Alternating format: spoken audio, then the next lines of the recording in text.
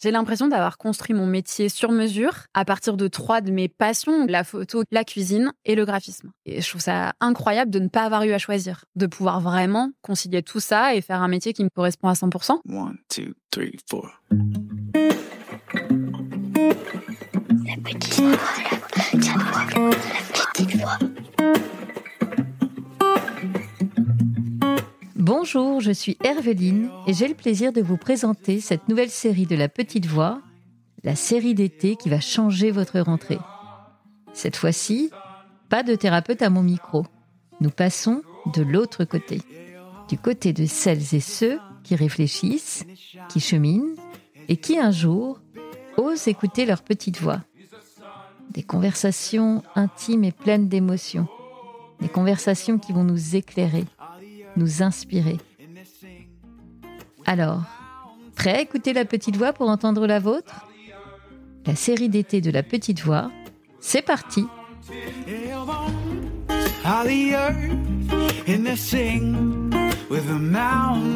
À seulement 30 ans, Sandrine avait déjà tout coché. Jeune mariée, jeune maman, salariée heureuse et propriétaire d'une maison. Mais ce serait mal la connaître que d'imaginer qu'elle allait se contenter de ce beau tableau. Car vous l'entendrez à mon micro, Sandrine a un impérieux besoin d'action et de challenge, quitte à devoir explorer des chemins qu'elle ne connaît pas. Peut-être par peur de s'ennuyer, en tout cas c'est sûr, pour ajouter du piment dans sa vie, elle lance un jour, du début des années 2010, un blog pour partager une double passion, celle de la cuisine et celle du graphisme. La suite va la dépasser et elle va se retrouver aux manettes d'une aventure qu'elle n'aurait même pas osé imaginer. Bienvenue dans un épisode aussi inspirant que plein de bonne humeur. Bref, bienvenue dans cet échange entre copines. Avec Sandrine, nous allons parler d'un job qu'elle adore mais qu'elle quitte, d'un lancement à son compte qui mêle le lâcher-prise et une organisation au cordeau, et d'un travail qu'elle a créé de toutes pièces pour qu'il lui ressemble vraiment.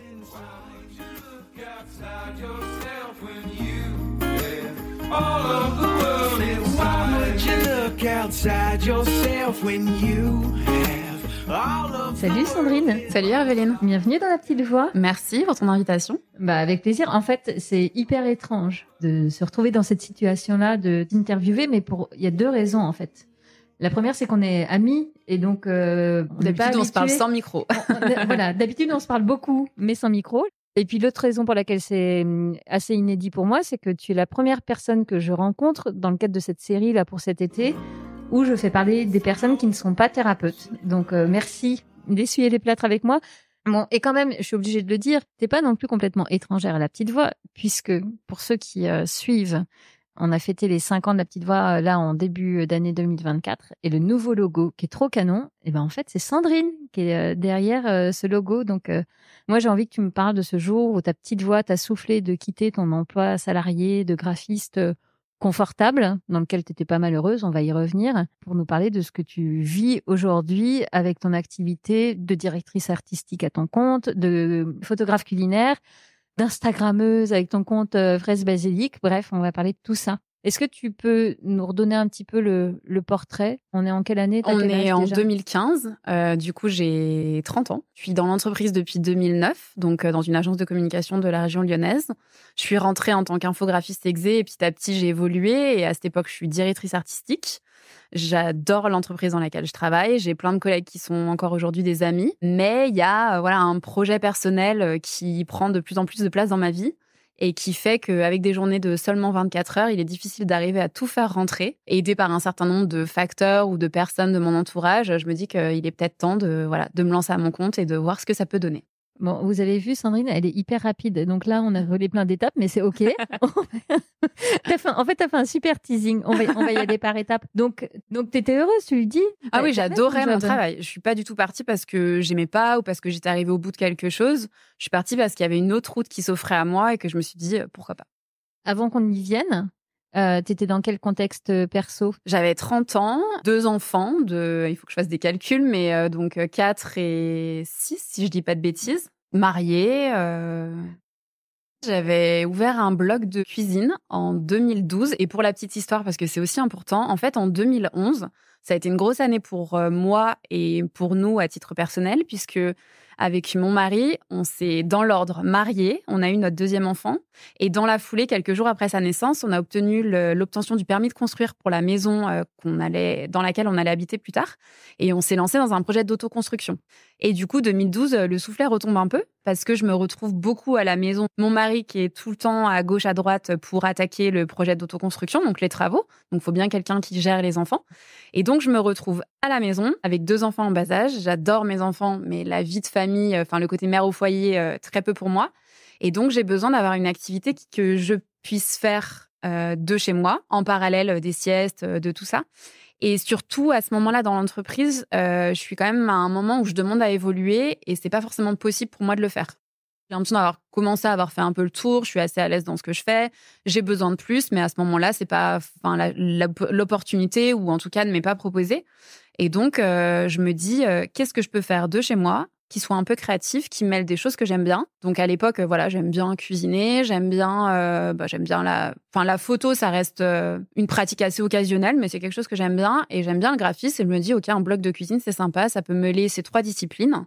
Et surtout sur la partie photo, en fait, c'est le moment où je me rends compte que j'ai envie que les images que je sorte soient à la hauteur des standards esthétiques que j'ai en tête et que techniquement, je n'ai pas du tout tous ces trucs-là. Donc j'apprends un peu sur le tas pour arriver à avoir un blog qui d'un point de vue graphique et esthétique, et notamment sur la partie photo, me plaît et soit à la hauteur de ce que j'attends, en fait.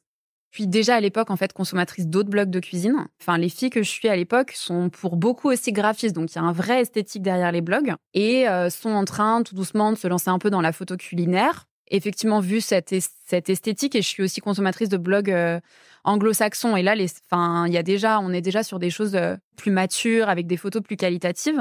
Et moi, ce qui me plaît, c'est vraiment la qualité de la photo, en fait. Et je me dis, OK, moi, je veux arriver là, en fait, à avoir des photos qui me plaisent. Donc, OK, comment on fait ? On essaye de lire la notice, on cherche, on regarde des photos, on progresse petit à petit. Donc, j'apprends vraiment sur le tas. Et du coup, c'est hyper intéressant parce que tout un autre monde s'ouvre à moi que celui de la photo. Je touche aussi à des notions de stylisme culinaire.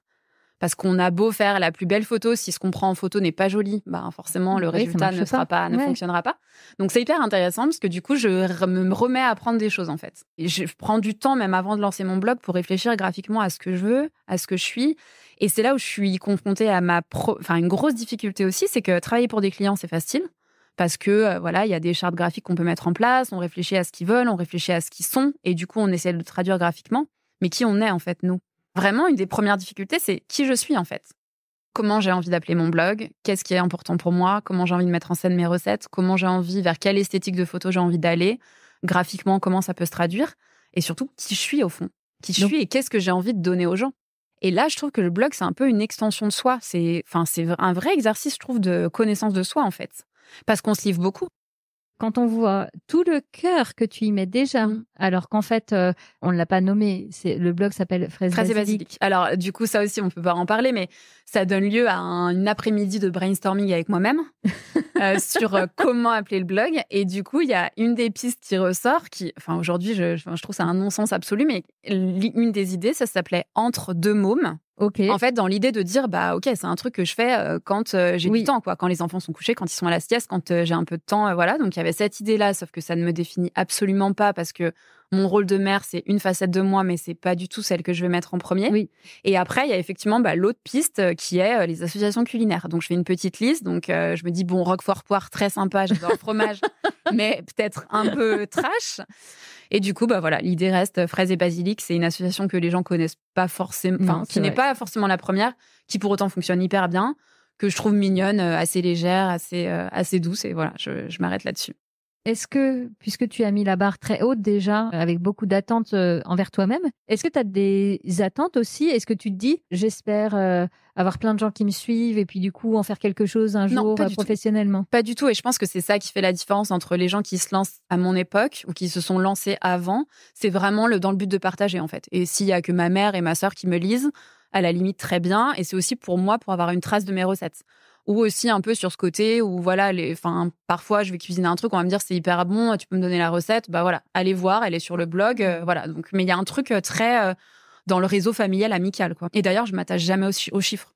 Je regarde très peu mes statistiques. C'est quelque chose qui ne m'intéresse pas, en fait. Et je pense que du coup, les gens qui sont arrivés 3-4 ans plus tard, parce que ça commençait à prendre, ça commençait un peu à marcher, on commençait à avoir potentiellement des partenariats avec des marques. Je pense que du coup, effectivement, les gens arrivent avec une offre bien plus packagée, mais avec la volonté qu'il y ait quelque chose qui prenne. Peu importe l'enjeu derrière, si c'est pour en faire carrière, si c'est pour monétiser, tout ça, mais je pense qu'il y a, voilà, quand je me lance, il y a vraiment zéro idée derrière la tête. Ouais, en fait, il y a presque une forme de fraîcheur et de naïveté, quoi. Ah oui, complètement. Mais par contre, du coup, cette exigence-là, c'est plus un challenge de toi à toi-même parce que t'aimes apprendre et que voilà, ça t'emmène sur un nouveau terrain. Tu le disais tout à l'heure, ça t'ouvre des nouvelles portes dans une autre facette peut-être. Et parce que j'ai besoin d'être satisfaite de ce que je propose, en fait.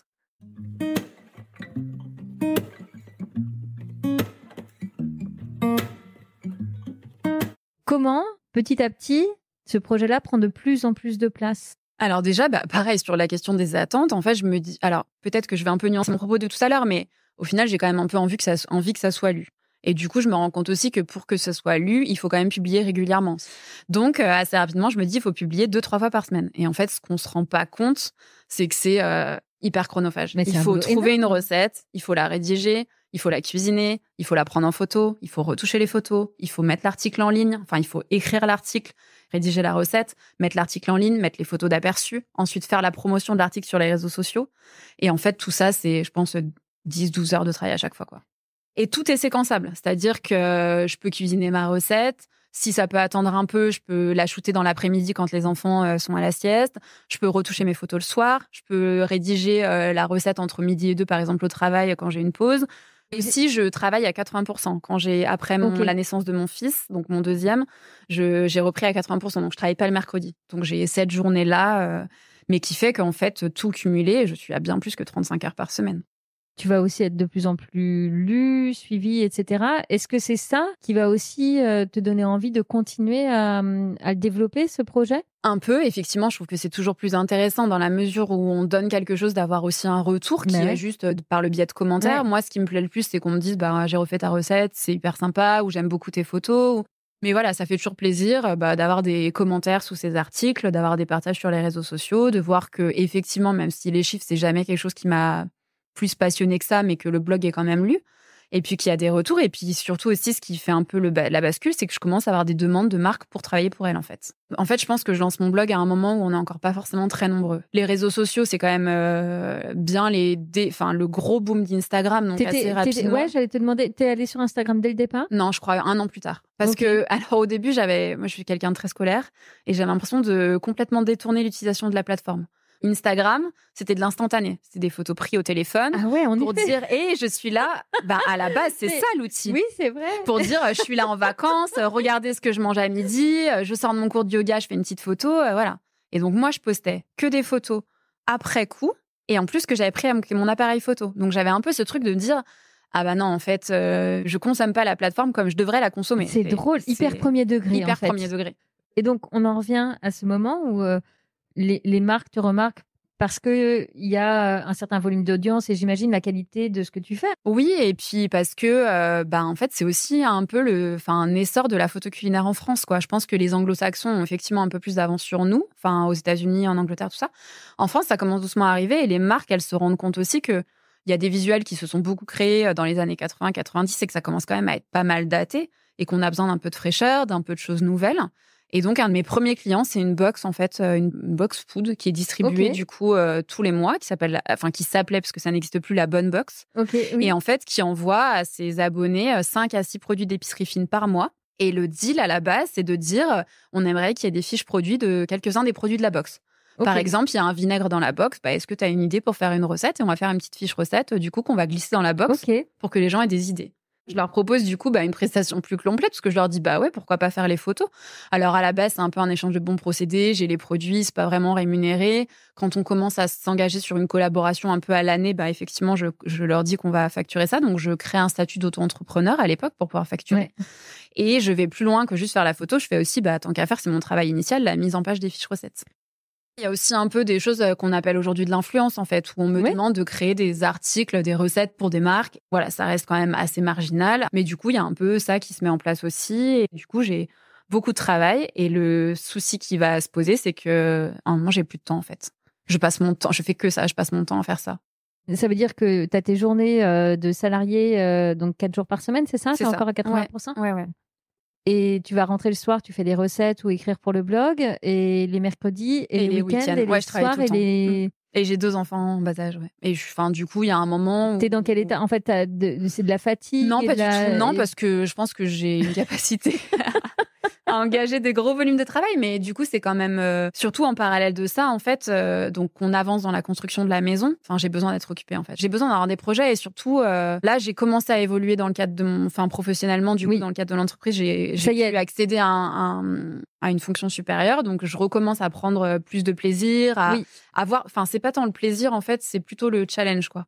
Et effectivement, là, c'est trop rempli, il y a trop de choses et je me dis pourquoi pas. Donc, je commence à évoquer un peu cette idée-là de pourquoi pas mettre à mon compte. Je me rends compte que c'est pas viable à terme, en fait. Okay. Et je commence parfois à refuser des projets aussi parce que j'ai pas le temps de tout faire. Parce que, encore une fois, sur cette notion d'exigence, je sais que si je m'engage, je veux faire les choses bien. Et donc, je préfère dire non que faire les choses à moitié ou bâcler les choses parce que j'aurais pas le temps de le gérer correctement. Il y a la partie de moi-même qui a toujours répété à qui veut l'entendre, et notamment à moi, que jamais je ne me mettrai à mon compte. C'est vrai ? Parce que, parfois, je suis trop frontale et que moi, la gestion du client, j'ai pas envie. Et que d'ailleurs, au début de ma carrière professionnelle, ça m'est un peu reproché aussi parfois j'ai besoin d'être convaincue par ce que je fais, j'ai besoin de travailler avec des gens qui partagent quand même un certain nombre de valeurs. Et parfois, c'est bien qu'il y ait un chef de projet entre le client et moi pour éviter que ça soit trop frontal. Pour mettre quelques rondeurs. Mais ça, je l'apprends en fait au sein de mon entreprise. Du coup, j'apprends en évoluant aussi professionnellement, justement à pouvoir défendre mes projets, à défendre mes idées. Quand je demande à partir, je vais voir mon patron. Du coup, je le remercie déjà pour les années qu'on a passées ensemble parce qu'en fait, sans cette expérience-là, je ne serais pas à mon compte aujourd'hui. J'en suis convaincue parce que j'ai beaucoup appris, beaucoup grandi. Et en fait, je lui demande s'il est possible du coup de bénéficier d'une rupture conventionnelle de contrat qui me permet en fait d'avoir quand même potentiellement un petit parachute de sécurité si les choses ne fonctionnent pas. Et en fait, le gros coup de chance aussi, c'est qu'il me dit OK pour la rupture, mais on veut que tu continues à travailler pour nous en freelance. Et ça, c'est la cerise sur le gâteau. Ouais, gros client. En tout cas, je sais que je vais pas complètement abandonner le graphisme. Je sais que je vais continuer à travailler avec des équipes que j'aime beaucoup et sur des projets qui m'intéressent vraiment. Et je sais surtout que du coup, il y aura ces projets qui vont se greffer en plus et que ça devrait m'assurer quand même un certain revenu. Avant du coup d'aller faire cette demande, il y a aussi beaucoup de discussions en interne au sein de mon foyer. Et il faut arriver à convaincre quelqu'un qui est fonctionnaire de quitter un emploi salarié en CDI pour quelque chose de relativement incertain. Et je me sens qu'on a beaucoup de conversations à ce niveau-là et que je lui dis, je suis quelqu'un de travailleur. Si ça ne fonctionne pas, j'irai travailler à Carrefour ou au McDo, je m'en moque. Mais en fait, je sais que... Alors, je peux pas dire je sais que ça va marcher, mais je sais que j'ai les ressources nécessaires pour travailler et pour potentiellement travailler dans des domaines qui me plaisent pas pour arriver là où j'ai envie d'aller, en fait. Et est-ce que ça te fait douter par moment, toi ? Non, pas forcément. Non, parce que je sais ce que je peux donner, en fait, pour que les choses fonctionnent. Du coup, ce qui m'a permis aussi de me lancer, c'est que j'ai une amie, du coup, qui a une agence de communication dédiée au culinaire, qui fait aussi de la photo culinaire et du coup, qui fait aussi des stratégies pour des marques, etc. Qui me dit, OK, de combien tu as besoin pour vivre par mois ? Je lui fais un calcul rapide et elle me dit, je te prends 3 jours par semaine et je te paye ce que tu veux. Donc, j'ai ce parachute de... Si j'ai rien, je sais que je vais travailler 3 jours par semaine pour elle et que concrètement, elle va pouvoir m'apporter après l'équivalent du salaire que j'avais avant. J'ai encore la bonne box de toute façon qui continue et j'ai des demandes entrantes assez régulières. Au bout de 6 mois, c'est moi qui dis à cette amie, je ne peux plus continuer à travailler pour toi autant parce que j'ai trop de travail. J'ouvre mon statut, donc j'étais en auto-entreprise, j'ouvre mon statut à la Maison des Artistes au mois de mars parce que l'idée commence vraiment à germer. Je démissionne, je termine mon activité, je pense mi-juin, quelque chose comme ça. Du coup, je réfléchis à un certain nombre de choses à mettre en place avant de me lancer. Et je me rends compte qu'on peut pas être sur tous les fronts. Donc, je me dis quels sont les objectifs prioritaires. Est-ce que c'est d'avoir un site, de communiquer à tel endroit ? Est-ce que c'est de mettre en place une prévoyance, une retraite ? Donc, il y a des choses qui, pour moi, sont hyper importantes à mettre en place tout de suite. Notamment, par exemple, la prévoyance. Parce que j'ai cet exemple de cette amie qui sort de chez elle, qui se tord le genou et qui a des douleurs insupportables pendant des mois et des mois, mais qui est obligée de travailler parce qu'elle n'a pas de prévoyance. Je définis des objectifs à court terme et d'autres à plus ou moins long terme. Par exemple, la mise en place d'une retraite complémentaire, je sais que ça peut attendre 1 an et en plus, j'ai droit... Tu penses déjà à tout ça ? Ah ouais, par contre, je suis hyper organisée. Donc, tout est hyper cadré, en fait. Puis à partir du moment où, du coup, je demande cette rupture, donc il y a un préavis de 2 ou 3 mois. Donc, en fait, je mets ces 2 ou 3 mois à profit pour avancer de l'autre côté, en fait. Donc, pour ouvrir un site, donc en plus de mon blog, un site professionnel, pour réfléchir à est-ce que je communique au même endroit que sur mes réseaux sociaux, pour faire des cartes de visite, faire des exemples de devis, tout ça. Enfin, j'avance en parallèle.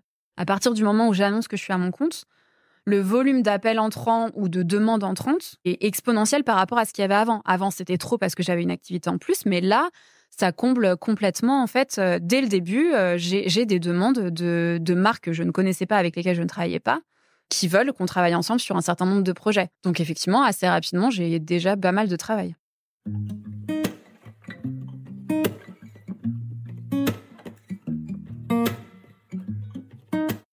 Ça fait combien de temps maintenant que tu es entrepreneuse ?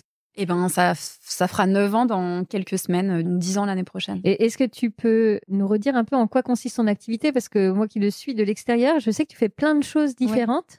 J'ai l'impression d'avoir construit mon métier sur mesure à partir de 3 de mes passions, la photo, la cuisine et le graphisme. Et je trouve ça incroyable de ne pas avoir eu à choisir, de pouvoir vraiment concilier tout ça et faire un métier qui me correspond à 100%. Donc aujourd'hui, parce que ça aussi, il y a un peu cette histoire de syndrome de l'imposteur. Quand je me mets à mon compte pendant longtemps et qu'on me demande ce que je fais, je dis je suis directrice artistique parce que disons que j'ai le bagage j'ai les diplômes, ou en tout cas j'ai des études qui vont dans ce sens et j'ai été validée par la profession avec ce titre-là. Donc je dis, je suis directrice artistique et je fais aussi de la photo culinaire. Un peu comme si je m'excusais ou j'amenais ce petit bagage en plus. Aujourd'hui, quand on me demande de travailler, c'est photographe culinaire. C'est d'abord comme ça que je vais me présenter, c'est ce que je vais mettre en avant majoritairement sur mes réseaux sociaux. La partie créa ou print, j'en fais encore pour certains de mes clients, mais c'est plus la cerise sur le gâteau. Okay. Je démarche pas du tout sur cette partie-là.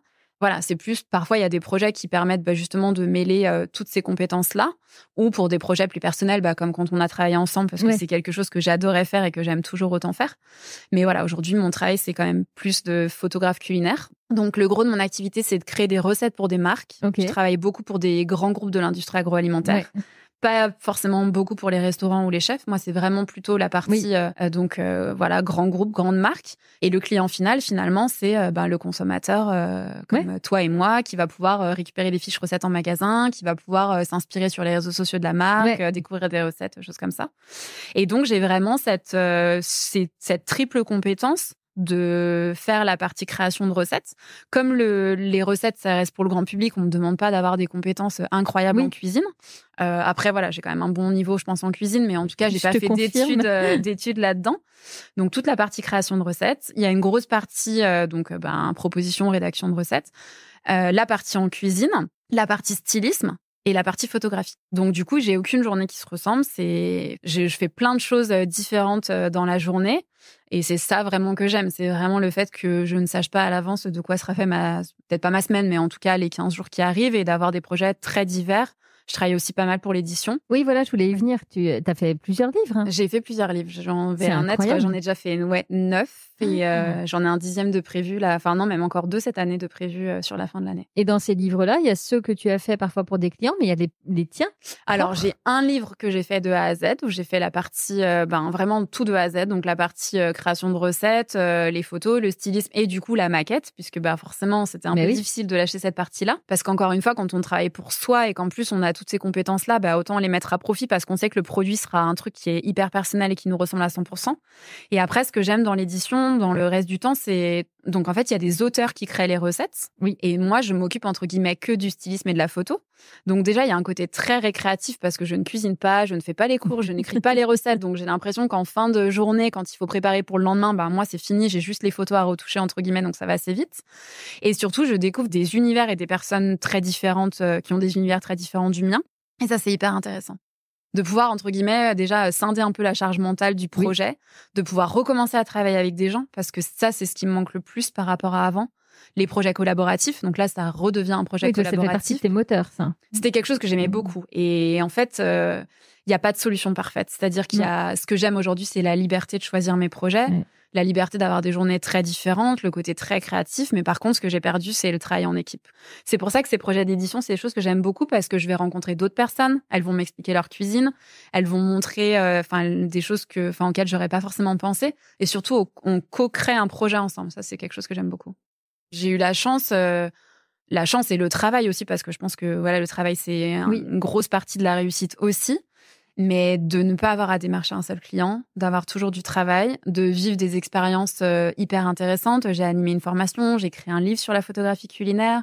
Enfin, c'est des choses qui me semblent hyper intéressantes et surtout, j'avais beaucoup à cœur, en fait, de partager mon expérience.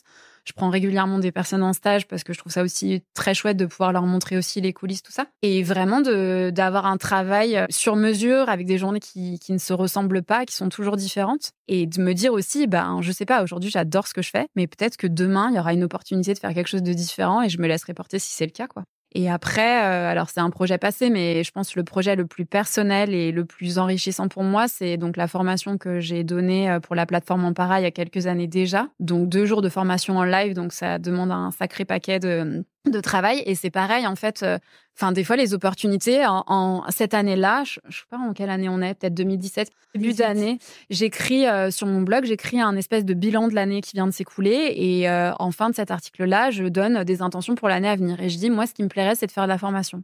Et 2 mois plus tard, il y a la plateforme de formation Ampara qui m'appelle et qui me propose d'animer une formation pour eux de 2 jours sur la photographie culinaire sans avoir lu l'article.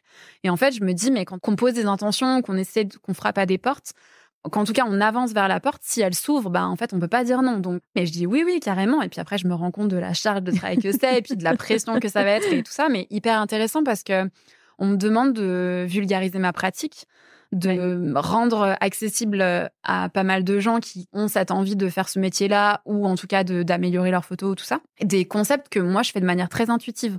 La partie composition, je sais pas comment je fais. Mon cerveau sait comment composer parce que c'était déjà quelque chose que je faisais dans mon activité avant. Mais du coup, je dois mettre en mots ou en tout cas essayer de réfléchir et de rendre conscient une démarche que je fais de manière complètement inconsciente. Donc ça m'apporte beaucoup. Et en parallèle de ça, du coup, quelques années plus tard, j'ai cette envie d'écrire un livre sur le sujet que je propose à l'éditeur avec lequel j'ai travaillé. Et lui, il n'est pas intéressé parce que pour lui, c'est pas, en tout cas dans sa maison d'édition, un titre assez porteur. Mais quelques mois après, de manière assez fortuite aussi, il y a une autre maison d'édition spécialisée sur les guides pratiques qui me propose le même projet, en fait. Donc là, je peux pas dire non pour quelque chose que j'ai sollicité quelques mois avant. Donc, j'ai beaucoup grandi parce que quand on a une entreprise, on doit être tour à tour secrétaire, PDG, graphiste, comptable. Que la gestion client, qui était quelque chose qui potentiellement pouvait m'effrayer, je me suis rendu compte aussi que je pouvais pas dire envoyer balader tout le monde ou en tout cas de le faire avec la bonne manière. Ça apprend à poser des limites. Du fait de plus avoir ce statut un peu de salarié, ce lien hiérarchique, ça repositionne les choses un peu différemment. Et aujourd'hui, j'ai la chance d'être considérée par les clients avec lesquels je travaille avec un rôle un peu d'expert et du coup avec ma part de voix sur certains sujets. Moi, j'ai beaucoup de clients, quand je leur explique le pourquoi du comment ou pourquoi, à mon sens, il serait plus intéressant d'adopter cette solution plutôt qu'une autre, ils vont avoir tendance à me dire on t'écoute parce que voilà, tu sais de quoi tu parles et t'es mieux placé que nous. Donc ça, c'est hyper intéressant, je trouve, et très valorisant aussi.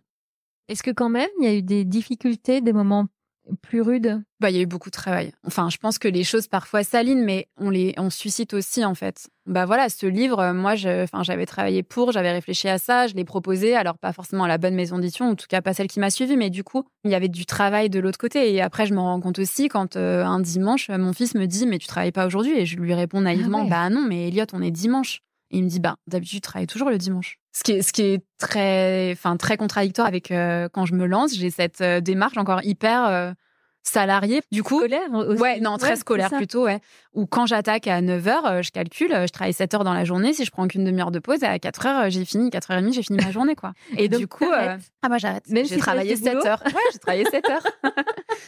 Assez rapidement, je me rends compte que ça marche pas et du coup, je passe à l'extrême opposé, c'est-à-dire que je travaille tout le temps, parce qu'en plus de mon activité, je continue à alimenter le blog, donc il me continue à me prendre du temps. Mais oui, c'est ta vitrine en fait. C'est ma vitrine. Quand je travaille avec mon amie, du coup, elle est sur Lyon, moi je suis dans le Beaujolais, donc j'ai déjà minimum quasiment 2 heures de trajet par jour. Et je travaille effectivement, je compte pas mes heures. Donc je travaille beaucoup. Donc oui, j'ai eu la chance que tout s'aligne hyper bien, mais je pense que j'ai provoqué cette chance-là en fait.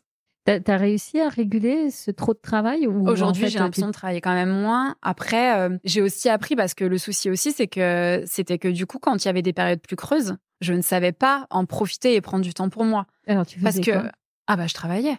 En fait, il y a toujours des choses à faire. Oui. On va repenser notre identité visuelle, on va remettre à plat, ranger des dossiers qu'on n'a pas eu le temps de ranger, on va communiquer sur les réseaux sociaux. Il y a, des trucs à faire autour de son activité, il y en a toujours. On va à la limite mener des projets plus personnels avec le blog, qu'aujourd'hui j'alimente beaucoup moins parce que vraiment Enfin, j'alimente plus du tout quasiment. Et voilà, je le garde ouvert parce que c'est une vraie trace de tout ce début de parcours et j'ai pas du tout envie de le fermer. Mais j'ai vraiment moins le temps. Et surtout, quand j'ai déjà passé 5 jours dans la semaine à shooter, j'ai pas du tout envie le samedi d'aller reprendre mon appareil photo. Aujourd'hui, j'ai la chance d'avoir un grand studio au sein de mon habitation. Mais quand la porte, elle se ferme le vendredi, si j'ai pas de travail le week-end, je ne rouvre pas la porte du studio avant le lundi. Mais par contre, je suis aussi consciente que, alors aujourd'hui, j'ai appris à profiter du temps que j'avais quand j'en avais parfois. J'ai appris à déculpabiliser du fait de prendre du temps pour moi et pour des choses qui peuvent paraître futiles ou en tout cas juste pour moi qui n'ont aucun rapport avec mon activité professionnelle. Mais à l'inverse, par contre, il y a des mois dans l'année où je sais que pendant un mois et demi, je vais pas toucher terre en fait. Et je vais travailler tous les jours, jours fériés compris. Et voilà, c'est OK parce que du coup, en parallèle, j'accepte aussi d'avoir du temps pour moi quand les périodes sont plus creuses et de pas vouloir remplir à tout prix le vide.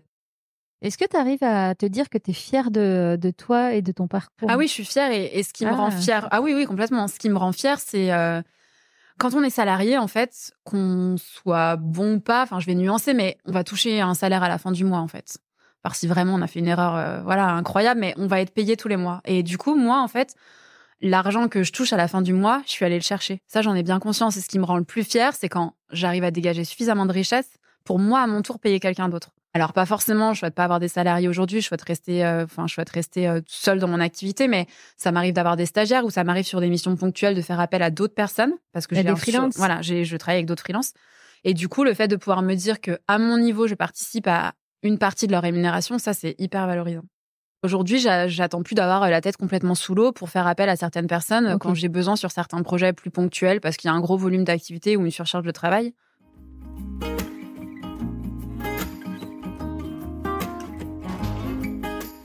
Qu'est-ce que tu dirais à la Sandrine d'il y a 9 ans qui disait que « Ah non, moi jamais je serai entrepreneur » et En fait, ce que j'ai appris aujourd'hui, c'est qu'il faut jamais dire jamais et que la vie est pleine de surprises. On sait pas et c'est pour ça qu'aujourd'hui, je me laisse porter et je serai peut-être encore surprise. Je peux pas dire dans 10 ans, dans 20 ans, je ferai encore ce travail-là. Je ne sais pas, j'ai pas la prétention, je sais ce que je ferai demain, je sais ce que je ferai, disons jusqu'à la fin de l'année, mais je sais pas. Peut-être qu'un jour, il va y avoir autre chose, une évolution plus ou moins directe. Et ce sera OK et on verra quoi. Et je trouve ça hyper chouette de pas savoir. J'étais quelqu'un qui avait besoin de beaucoup contrôler. Et c'est ce que ça m'a appris aussi, l'activité de freelance. C'est qu'en fait, surtout que moi j'ai une visibilité sur mon planning à très court terme. La Sandrine d'avant aurait pu être paniquée à l'idée de se dire j'ai rien de prévu pour la semaine prochaine et ça se trouve je vais pas travailler. Et ça n'est jamais arrivé que le téléphone s'arrête de sonner, même pendant le Covid, ça a continué. Donc aujourd'hui, j'ai appris à lâcher prise sur ce côté-là et effectivement, ça m'a appris énormément à titre personnel également. Pour te connaître, moi, je trouve que tu as tout le tempérament d'un entrepreneur. Enfin, et ceux qui nous écoutent, là, vont se faire la même remarque. Mais t'aurais dit ça avant? Parce que c'est ça tout le secret. Parce que là, aujourd'hui, j'ai 9 ans de recul. Donc, tu vois, peut-être que... Est-ce que, avant que j'annonce que je voulais partir de l'entreprise, est-ce que tu te serais dit, je pense qu'elle peut travailler à son compte? Alors, c'est hyper facile de le dire rétrospectivement. Mais comme tu as cette énergie qu'on entend qui est incroyable, ce degré d'exigence qui fait que tu vas pas te laisser aller, tu vas pas lâcher un client ou un projet, même dans la complexité. Donc là, aujourd'hui, je t'écoute et je te vois vivre, me raconter tes aventures pro. C'est tellement évident que tu as ça dans la peau, quoi. Et aujourd'hui, j'ai vraiment l'impression d'être là où je devais être, mais j'avais aussi l'impression de l'être avant. Enfin, encore une fois, j'adorais ce que je faisais. C'est tout un cheminement, en fait, qui m'a permis de grandir à titre personnel et à titre professionnel, en fait, et d'aligner tout ça et d'être plus proche de quelque chose qui me ressemble vraiment.